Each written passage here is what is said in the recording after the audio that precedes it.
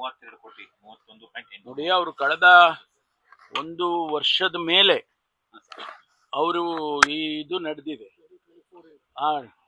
ಸುಮಾರು 187 ಬಾರಿ ಅಕೌಂಟ್ ಅಲ್ಲಿ ಟ್ರಾನ್ಸಾಕ್ಷನ್ಸ್ ಆಗಿದ್ದಾವೆ. ಅವ್ರು ಯಾವಾಗಾದ್ರೂ ಹೇಳ್ಬೋದಾಗಿತ್ತು.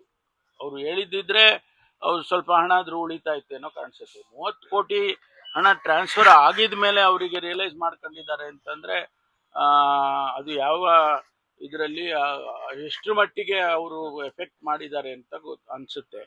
ಅದಕ್ಕೆ ಈಗ ಗೊತ್ತಾಗಿದೆ. ಅದನ್ನ ನಾವು ಸೀರಿಯಸ್ ಆಗಿ ತಗೊಂಡಿದೆ. ಯಾಕಂದ್ರೆ ಇದು ನಮ್ಮ ರಾಜ್ಯದಲ್ಲಂತೂ ಹೈಯೆಸ್ಟ್ ಎವರ್. ಇಷ್ಟು ದೊಡ್ಡ ಪ್ರಮಾಣದ ಡಿಜಿಟಲ್ ಅರೆಸ್ಟ್ ಹಣ ತಗೊಂಡಿರೋದು ಇದೇ ಮೊದಲನೇ ಬಾರಿ. ಅದರಿಂದ ನಾವು ಸೀರಿಯಸ್ ಆಗಿ ತಗೊಂಡಿದ್ದೇವೆ.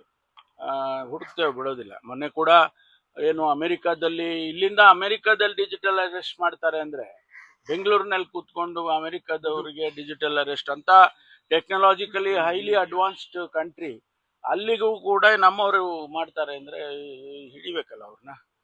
ಹಿಡಿತೀವಿ, ಬಿಡೋದಿಲ್ಲ.